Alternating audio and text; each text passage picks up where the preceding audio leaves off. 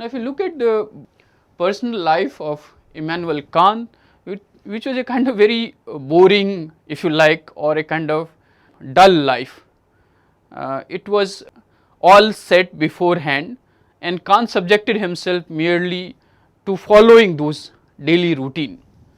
So, Kant was born in Königsberg in Prussia in 1724. He had a humble origin, and his family was said to settled in Prussia who migrated from Scotland 100 years before the birth of Kant, and except for a brief period for tutoring in a nearby village, Kant never left his native city, that is Königsberg. So, he had his education and spent all his life in this city without moving out of that city even for once. And he had great interest in anthropology, geography, territories, different lands, countries and so on. But he never in his life moved out of his native city, where he died in 1804. And Kant's parents were pietists who believed in the strict observance of religious practices and beliefs, and it was perhaps this influence on Kant in his early childhood, particularly from his mother, that Kant, although outgrew the religious teachings in his adult life, but never lost trust in faith, even when he argued that reason is the basis of true knowledge, and that we will see how he developed those ideas, while like Rousseau had not rejected the faith or intuitive understanding or human passion and so on. So, Kant in that sense was a very complex thinker to frame him either as a rationalist or someone like Rousseau, counter Enlightenment thinker.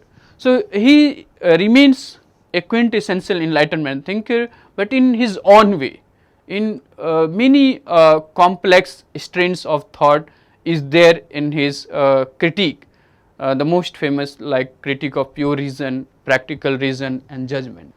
In 1755, Kant was appointed as a private lecturer at the University of Königsberg, the same city where he lived and studied.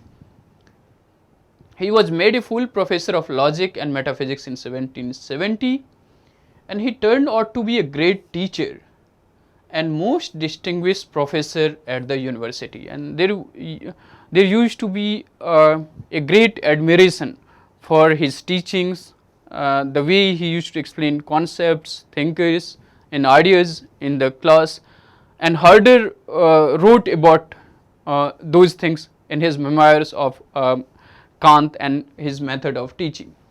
So, he was a great teacher and really developed his philosophical articulation much later in his life at the age of 57.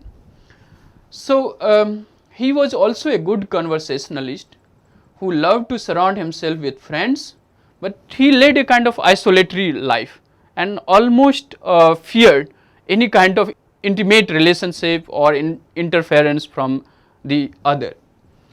So, Kant lived a very meticulously organized and disciplined life, and every activity in his life had a fixed timing. One of the biographers wrote that his daily routine was like a series of verbs: rising, coffee drinking, writing, lecturing, dining and walking. So, most of his life Kant followed this routine meticulously without deviating from it. So, he used to rise early in the morning, had coffee, used to prepare the notes or write his lectures, then giving the lecture, dining and walking. That was the daily routine of Kant. He was so punctual in following this routine that it is said that his neighbor used to set their clock by observing Kant's activity. So, at 3:30 he used to go for a walk.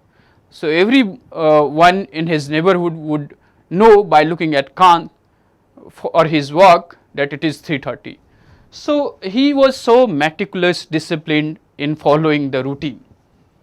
Chief of them was his post-dinner works among the linden trees, which is still known as philosopher's walk. His life was exclusively devoted to the pursuit of knowledge, and he was trying to understand and explain the limits and the functions of knowledge. As I said in the beginning of this lecture, the primary concern for Kant was to understand what is the functioning or operation of knowledge and what was its limits. So, what are the things that human beings can possibly know, and what are the things that will remain outside the domain of human knowledge.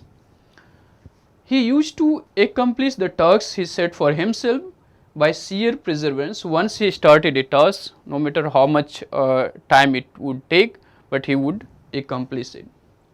He was so preoccupied with the pursuit of knowledge, its source, limits and functioning, that he considered marriage as a distraction and source of corruption, and therefore he never married. In fact, on two occasions he came closer to have it, but he took so much time. So, every action in Kant's life was based on thorough consideration and reflection about the consequences of those actions. So, he used to take a long time before he commit to something or set a task for himself, and once he said that, without consideration of its consequences, he used to accomplish it. So, it is about the marriage also. He took so much time that it never materialized.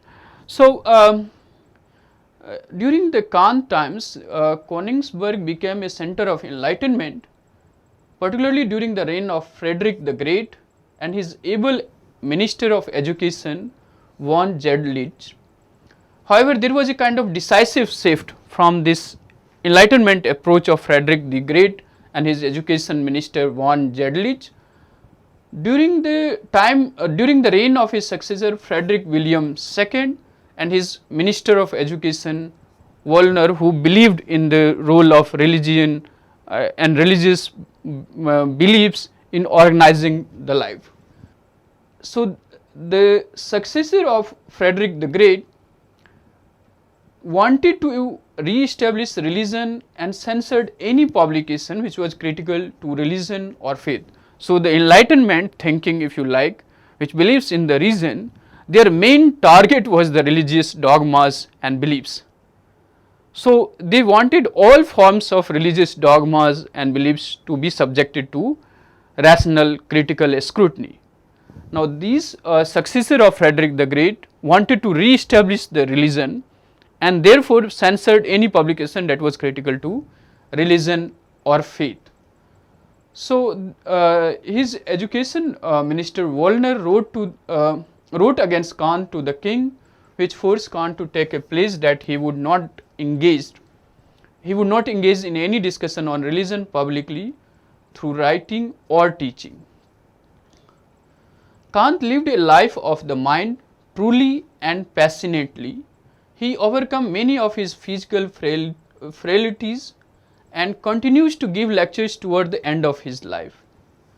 So, he lived his life according to the principle that is mentioned in his critique of practical reason, that is, two things fill the heart with the renewed and increasing awe and reverence. These are the starry firmament above and the moral law within.